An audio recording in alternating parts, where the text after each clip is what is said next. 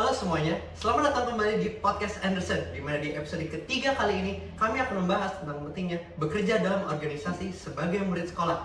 Jangan lupa untuk di like, subscribe, dan ditonton sampai habis.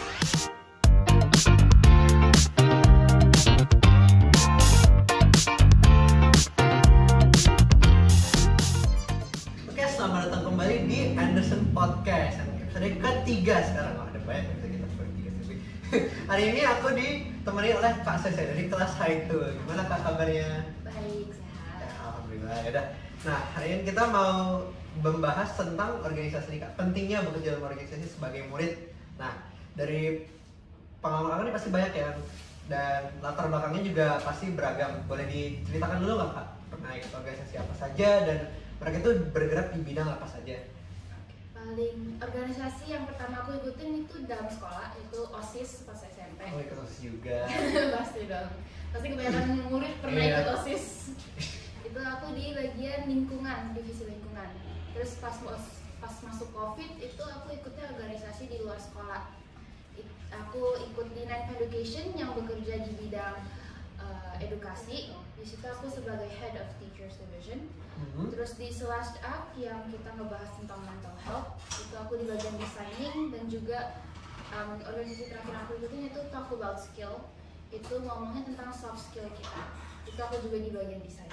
Oh, jadi tadi udah ada dari OSIS, terus ada yang bergerak di edukasi, bergerak di mental health, dan juga soft skill ya. Udah banyak ada pengalaman nih, keren banget Kak. Nah, Kakak nih udah ikut organisasi banyak nih, ada 4 berarti totalnya ya. Nah, menurut Kakak sendiri nih, penting gak sih kita ikut organisasi-organisasi itu sebagai murid sekolah kan? Kan kita juga udah punya kepentingan sendiri kayak PR, tugas, dan juga ujian-ujian. Masih penting gak itu untuk ikut organisasi? Penting, pasti penting banget. Kalau misalkan kayak ngebahas tugas itu pasti pentingnya tuh kita jadi ngatur waktu kita. Gitu. Iya, time management-nya ya. Betul. Nah, pasti lingkupnya nanti waktu kita di organisasi sama di sekolah atau untuk kita main sama temen itu beda ya? Ya, ketemu orang-orang yang baru Nah, dengan iya. pribadi yang berbeda-beda. Pasti itu. Nah, dari pengalaman Kakak sendiri nih, kan mungkin Kakak punya hobi nggak? Misalkan kayak gambar atau gambar. Gambar. Oh, betul. Nah, dari pengalaman Kakak kan tadi ada yang ikut desain kan? Berarti itu juga pasti ada hubungannya sama gambar kan? Iya. Nah, itu kan hobi Kakak kan berkembang nggak waktu setelah ikut organisasi itu? Dan menurut Kakak, kalau hobi itu mungkin dari perkembangan dari organisasi itu udah cukup, apakah bisa dijadikan karir di masa depan mungkin? Kalau aku sih, kan aku hobinya gambarnya kan tradisional kan, jadi kayak pakai pensil atau ngecat, jadi bukan yang digital. Sedangkan pas di organisasi itu aku pakainya Canva, jadi mungkin agak berbeda tapi sama-sama kita harus kreatif lah ya. Jadi pasti itu ada perkembangan. Ya aku jadi berkembangnya itu lebih bisa megang Canva, lebih tahu lah harus pakai jadi lebih apa. luas ya ini ya, Iya, betul. skillnya. Kalau ngomongin buat masa depan tuh pasti penting dong. Kalau misalkan mau masuk di kafe gitu, itu pasti penting. Atau misalkan segala-galanya itu bikin PPT buat presentasi itu penting. Pentingnya. Nah, itu untuk sisi bisa dibilang non akademiknya ya, yang tentang hobi yang tidak terlalu berhubungan dengan sekolah. Menurut Kakak sendiri kalau tentang yang berhubungan akademik gimana? Kayak nilai mungkin, nilai rapot ya apalagi, apakah nilai tugas dan ujiannya malah jadi drop atau ada improvement juga terbantu mungkin ada beberapa hal di organisasi yang Kakak belajar dan bisa diaplikasikan di sekolah, bagaimana? Kalau tentang nilai rapot itu pasti tergantung sama anaknya, dia bisa ngatur waktu atau enggak. Iya. Tapi kalau misalkan ningkatin nilai gitu ya, misalkan mengikutnya itu di bagian content writing, itu kan jadi kita nulis esai baik dalam bahasa Inggris ataupun bahasa itu tuh, jadi secara otomatis ketika kita nulis esai di pelajaran bahasa Indonesia dan bahasa Inggris kita jadi meningkat dong. Ya, literasinya nambah ya. Iya betul. Oh iya, itu juga bisa jadi patokan buat menambah minat literasi mungkin ya, atau mungkin skill-skill lain kayak tadi kalau gambar jadi bisa nambah di bagian artnya nilainya ya. Ya banyak sih sebenarnya, peluangnya tinggal tergantung aja orang yang ikut organisasi itu mau bagaimana ya. Iya, aplikasinya gimana? Iya, aplikasinya gimana. Lagi itu menurut Kakak sendiri nih, kan tadi ada salah satu organisasi yang Kakak ikutan berhubungan dengan mental health ya. Nah, berhubungan dengan mental health sendiri bagaimana nih? Mental health Kakak sendiri nih, karena di organisasi itu kan mungkin mental health orang lain atau orang sekitar kan. Kalau mental health Kakak sendiri setelah mengikuti organisasi ini, apakah mungkin berkurang karena capek kan, udah ditambah lagi beban dari sekolah, atau mungkin karena organisasi itu cocok dengan kakak bisa jadi sebagai safe space istilahnya ya buat kakak, jadi mental health-nya bisa lebih baik, menambah atau bagaimana? Kalau misalkan mental health-nya kayak ngedrop gitu itu pasti ada aja ya waktunya, Ada ya, karena tugasnya pasti stres atau enggak orang-orang di organisasi itu nyebelin atau gimana itu Pasti ketemu sih pasti orang-orang ada. kayak gitu. Tapi ada juga kalau misalkan kita bisa deket nih sama orang-orang di organisasi itu, jadi kita merasa nyaman, kita malah jadi curhat sama mereka gitu loh. Jadi malah ya ada dua-duanya lah. Ya, jadi bisa mungkin bisa, beberapa orang mungkin jadi terbebani, tapi ada juga yang mungkin kalau ketemunya orang yang benar ya, right time, right person, bisa jadi comfort space-nya mereka ya. Nah, begitu kita lanjut ke open discussion sekarang ya. Kita mau diskusi tentang efek organisasi terhadap kemampuan leadership. Nah, di sini leadership maksudnya itu dalam kehidupan sehari-hari dan secara personal dan juga secara kelompok. Ini kita mulai dari yang personal dulu ya. Kan kita pasti hidup sehari-hari kan pasti harus ada tujuannya. Kita nanti mau melakukan apa, mau mencapai apa, mau itu dalam jangka pendek atau jangka panjang ya. Contohnya dalam sehari aja deh, kita bangun tidur, mau ngapain nih hari ini? Apakah mau olahraga, mau main, atau mungkin mau mengerjakan tugas gitu kan. Itu kan pasti bagian dari leadership. Nah, menurut kakak sendiri nih setelah ikut organisasi yang kakak pernah ikut itu, kemampuan leadership diri sendiri kakak naik nggak? Meningkat? Meningkat pasti sih meningkat. Ada ya? Ada, itu kayak misalkan kemampuan dalam mengatur waktu dan mengatur tugas itu gimana, kan jadinya kita dilatih gitu kan. Jadi lebih pandai mengatur waktunya ya? Betul, itu kan paling sederhana ya. Iya, karena juga ikut organisasi pasti ada pengorbanan waktunya ya. Wah, iya. pasti. Jadi harus pinter-pinter ngatur waktu kita. Oke, kalau secara kelompok ya sekarang kan pasti, karena organisasi kan secara besar kelompok kan. Nah, misalkan kita sebagai ketua suatu kelompok deh, itu setelah mengikuti organisasi tadi, ada peningkatan nggak dalam misalkan skill dalam apa ya, mengatur anggota-anggota harus bagaimana, atau mungkin memerintahnya bagaimana mungkin? Kan sih pembagian tugasnya sih yang paling aku rasain ya. Pas awal-awal jadi ketua tuh rasanya kayak, aduh ini gimana sih cara membagi tugasnya biar rata gimana, biar mereka nggak ngerasa kok punya aku lebih banyak, punya dia lebih dikit, kan takut gitu kan. Tapi ya sudah ada waktu jadinya tahu gimana. Sama pastinya kalau dari pengalaman aku sendiri ya, itu dilatih untuk bersabar. Karena anggotanya macam-macam. Kalau sebagai ketua mau dalam organisasi atau nanti kalian ada sebagai ketua dalam kelompok apapun lah, pasti nanti ketemu anggota yang berbagai macam bentuk dan emosinya, mungkin ada yang lebih tinggi, lebih pendek daripada yang lain. Jadi kita juga diajarkan untuk bersabar. Iya. Nah, walaupun kita sebagai ketua, kita juga tidak boleh terlalu menyalahkan anggota kita sendiri, karena itu sebagai kelompok pasti semuanya berkontribusi. Oke, untuk open discussion selanjutnya, pentingnya pengalaman dan peluang yang diberikan organisasi. Oke, dalam ini maksudnya itu kan kita mengikuti organisasi pasti ada hal-hal pengalaman, contohnya kayak kalau bekerja dalam organisasi seperti yang tadi Kak saya bilang, mungkin organisasinya itu dalam bidang edukasi, kita jadi punya pengalaman, oh ternyata kalau kita mengajar anak-anak seperti ini pengalamannya, atau mungkin dari organisasi yang mirip seperti tadi itu, kita jadi ada peluang kayak mungkin kalau kita emang ada minat dan bakat di bidang itu, mungkin saja diberikan peluang untuk melanjutkan dalam karir yang berhubungan dengan hal tersebut ya. Nah, menurut kakak sendiri itu penting nggak? Apakah bisa digunakan di masa depan nanti peluang dan pengalamannya? Pastinya sih bisa ya. Bisa ya? Kalau aku itu nanti kuliah aku mau ngambilnya jurusan Early Childhood Education, itu belajar tentang anak-anak, perkembangannya, nutrisinya gitu-gitu. Makanya aku ada ikut di divisi teachers, itu mainnya juga sama anak-anak. Jadi saling berhubungan ya? Iya, jadi dari pengalaman itu pun walaupun organisasi kecil tapi udah belajar cara ngomong sama anak-anak tuh gimana sih, karena beda dong. Kayak kita ngobrol sekarang sama ngobrol sama anak-anak tuh beda pasti harus lebih bersabar, harus lebih pelan, lebih iya lebih ini ya, karena anak-anak mungkin kadang kalau kita ngomongnya salah dikit aja jadi salah nangkep mereka ya. Kalau gini kan terang-terang itu pasti nganggapnya jokes, kalau anak-anak tuh pasti nangis gitu. Iya, kadang kita kalau yang kita kira candaan sama anak-anak bisa dikira beneran gitu ya. Iya, jadi harus melatih di bagian itunya ya. Tapi kalau dari sisi itunya sendiri berarti nanti kakak kan udah milih karirnya itu di tadi child development ya. Iya. Nah, jadi makin siap nggak kakak atau waktu memilih karirnya itu karena ikut organisasinya? Aku tuh dibantu sama orang tua aku. Dan itu ya aku sih terima aja ya, tapi jadi terima aja. Ya iya, orang bingung dan orang tua aku ngasih jalan itu ya mau aja. Iya. Dikasih saran terus atau waktu dijalanin suka juga ya? Emang iya. suka ngobrol sama Oh, anak tuh emang seru. Lebih sabar sih sama anak-anak. Terus lebih sabar aja. Lebih sabar sama anak-anak daripada sama seumuran. Ya kan harus ya kalau anak-anak harus sabar. Nah kakak nih sekarang udah kelas 3, berarti udah mau lulus bentar lagi kan? Udah ini mau kuliah kemana mungkin? Ke Australia. Oke. Ikuti karirnya tadi child development. Iya. Nah dari organisasi ini membantu nggak buat kakak nanti jadiin bekal lah intinya buat ke kuliah nanti? Dan pasti karena kuliah sama sekolah itu mungkin walaupun ada miripnya pasti juga ada hal-hal yang berbeda kan. Ada mungkin masih ada anak-anak kelas 3 sekarang yang mereka udah bentar lagi kuliah tapi merasa belum siap. Tapi dari kakak sendiri apakah pengalaman dari organisasi-organisasi yang tadi itu jadi makin siap nggak buat menjalani kuliah nanti? Siap-siap aja sih ya, mesti pasti lah. Harus siap jadi kalau sekarang ya.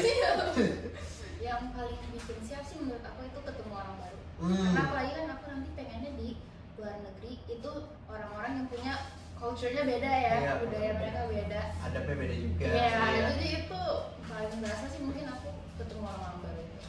Iya sih ya.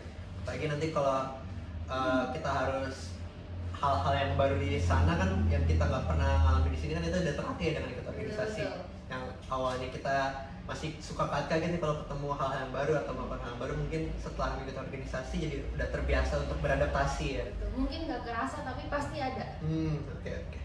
Nah sekarang kita mungkin membicarakan tentang hal-hal negatifnya nih, mungkin sisi kontranya tentang ikut organisasi. Kan pasti ada beberapa orang yang mungkin masih bingung nih ngeliat pengen ikut organisasi itu gimana, dan ada juga banyak orang yang beranggapan kalau mengikuti organisasi itu ada banyak hal negatifnya. Dari kakak sendiri bagaimana? Apakah ada kekurangannya mungkin setelah mengikuti organisasi, kayak yang awalnya kakak kira kira organisasi itu cuma ini doang dapat positifnya, ternyata setelah mengikuti organisasi setelah dijalani ternyata ada juga negatifnya nih. Gimana? Bukan kekurangan sih ya, lebih kayak cobaan mungkin ya. Kayak misalkan dapat tugasnya banyak gitu kan, udah tugas organisasi, tugas sekolah, iya. itu jadi udah tumpuk-tumpuk terus ya. Kita dicobain gitu loh, kita ngatur waktunya gimana sih, Iya. tugas-tugasnya gimana sih, deadline-nya gimana, terus juga ketemu ketua yang kayak gimana. Iya, nah, itu pasti. cobaan paling.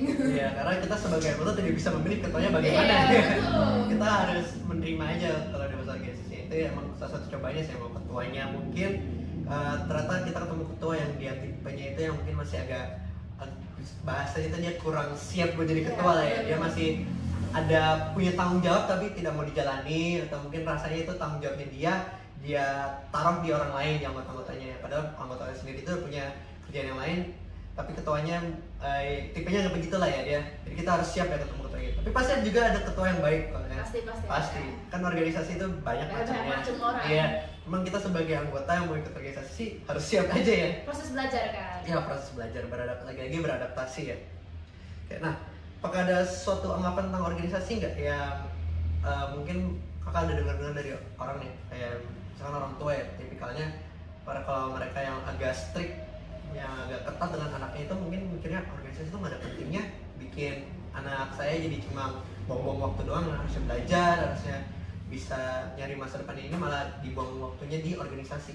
Apakah menurut kakak itu anggapan yang benar atau salah? Salah. Pasti salah. Kenapa tuh salah? Mana ya? Ya kan kalau ikut organisasi pasti ada aja dong yang dipelajarin. Pasti ya anaknya belajar ngatur waktu gimana, ngatur tugasnya gimana. Walaupun mungkin iya anaknya tuh jadi kurang waktu buat orang tuanya gitu kan. Atau mungkin buat orang tua kan kayak tadi kurang penting lah. Apa nanti kalau di tempat kerja ketemu orang, kan nanti di tempat kerja juga ketemu orang. Iya pasti. Cuman kan kalau misalkan langsung ketemu orang secara official kayak gitu kan kayak iya. Kalau tuh shock ya, kaget kan. Makanya dikembangin mulai dari paling kecil itu ikut organisasi. Iya. Jadi untuk mempersiapkan kita di masa depan lah intinya nanti. Karena kita nggak tahu masa depannya gimana, jadi mau ikut organisasi itu jadi sebagai persiapan untuk kita nanti ketemu lingkupnya di luar bagaimana. Oke. Nah, Kakak udah punya organisasi banyak nih kan, pengalamannya ada di organisasi A, B, C, D. Ada nggak satu kesan atau cerita yang kakak ingat banget sampai sekarang dari waktu kerja di organisasi? Udah kepikiran nih apa nih? Udah dong. Langsung. Karena langsung itu Paling berkesan ya. Bener-bener Negatif atau positif nih? Bener-bener negatif dong. negatif. Coba ceritain kayak gimana tuh? Itu aku dapat tugas buat ngedesain cover buat proposal. Tapi itu udah direvisi 11 kali. 11 kali? 11 kali. Itu kan kalau aku pakai Canva, nggak mau dong pakai template di Canva, Oh, iya. ya. Jadi bikinnya dari scratch itu udah capek.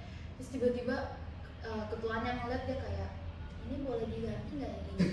Udah ganti, yang ini ganti, gak gitu pulang. Banyak mau nih. Iya, jadi gitu. Iya, berarti sekarang itu lagi coba nih. Ya makanya tadi kan ketemu ketuanya mungkin yang kayak gitu, kayak yang khasnya saya ketemu, mungkin kita nggak tahu ketuanya, mungkin ada juga yang ketuanya mungkin waktu melihat sekali ya udahlah mau aja dia kan. Paling pentingnya sih komunikasi kali. Komunikasi, ya. iya betul. Itu kurang diskusinya kurang. Sebenarnya itu salah satu kunci suksesnya organisasi itu komunikasi sih, antar anggota, ketua, dan semua yang diantaranya. Karena kalau nggak ada komunikasi juga tidak bisa berjalan pastinya. Oke, bagus. Itu menurut kakak ini kan udah ikut organisasi di sekolah juga pernah kan OSIS dulu. Nah, waktu itu orang tuanya kakak itu support nggak? Support ya, pasti. Nah, supportnya baik dalam bentuk bagaimana contohnya mungkin? Kalau orang tua aku ya kan pas yang Nine Education itu kita ada buka donasi. Itu orang tua aku bantu promosiin flyer kita, poster kita ke guru-guru dan juga ke keluarga, terus juga ikut sumbang dan juga mereka tuh ikut serta, bukan ikut serta sih, kayak apa ya, keep on update of the activities that we do. Jadi kayak aku merasa kayak, wah mama aku baik banget, aku harus acaranya kan juga biasanya offline itu, catering gitu-gitu lah. Jadi dalam perjalanan menempuh apa itu organisasinya dibantu ya terus ya. Ya kalau misalnya ada minta tolong atau apa, dan juga kalau ada tadi kayak misalnya ada open donation buat mungkin prospek kerjanya juga dibantu ya. Itu dari orang tua. Tapi kan di sekolah kita juga punya orang tua kedua kan, guru-guru kita. Nah, menurut kakak sendiri guru-guru bagaimana tuh bisa support, mau itu organisasi OSIS atau yang di luar sekolah? Mungkin lebih fokus ke organisasi dalam sekolah ya kalau guru-guru itu bagaimana bisa mereka support kita? Mungkin lebih ngertiin aja kali ya Iya. kalau muridnya itu sibuk. Iya. Sibuk. Jangan Iya. kasih tugasnya jangan gitu banyak.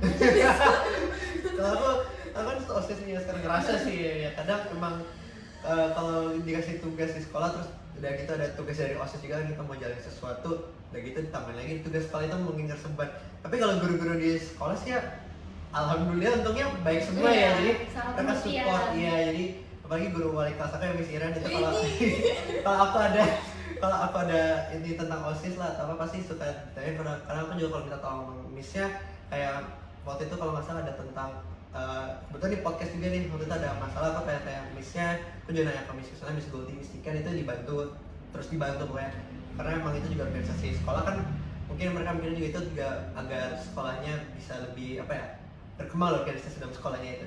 Jadi menurut aku itu salah satu cara buat mereka support tuh di sekolah, kalau misalkan bisa disupport, bisa dibantu, terus didorong aja mereka biar kita nggak tengah jalan tuh ngerasa kayak kita berjalan sendiri, jadinya kita give up. Jadi kalau kita ngerasa ada dukungan kan pasti kita tetap mau berjalan kan. Betul, kalau nggak kayak anaknya muridnya mau cerita gitu didengerin. Iya. Tapi jangan malah iya. gitu loh muridnya. Ya, kalau kita curhat mungkin bersabar ya, didengerin, dibantu gitu, nasehatin.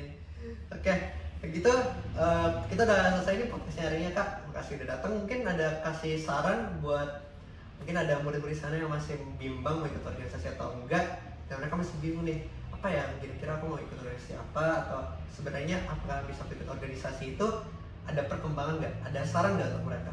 Kalau mau ikut organisasi pastiin yang kalian tuh emang organisasi itu yang emang kalian minatin. Ya, misalnya kalian emang sukanya tuh suka budaya Indonesia ya, ikutnya organisasi yang bekerjanya di bidang itu, cara mereka ngembangin budaya Indonesia, yang melestarikan budaya. Betul. Gitu ya, masih berhubungan. Dan juga kitanya harus siap secara mental, siap harus bertanggung jawab, siap tugas kita numpuk, dan juga siap ketemu ketua yang siap bertemu orang yang bermacam-macam lah ya. Cuma ketua. Iya, karena kan pasti kalau nanti kita masuk organisasi kan orang kita nggak tahu mau bagaimana ya. ada yang mereka adabnya di sana seperti apa, sedangkan adab kita di sini kayak beda sama mereka. Mungkin ini kita harus mencari titik tengahnya lah ya, biar kita bisa berdamai lah di organisasinya di sini ya. Oke, begitu itu aja dari apa ya Kak. Makasih buat udah datang podcast hari ini, dan untuk kalian di rumah jangan lupa untuk like dan subscribe ya Official Anderson YouTube channel. Dadah.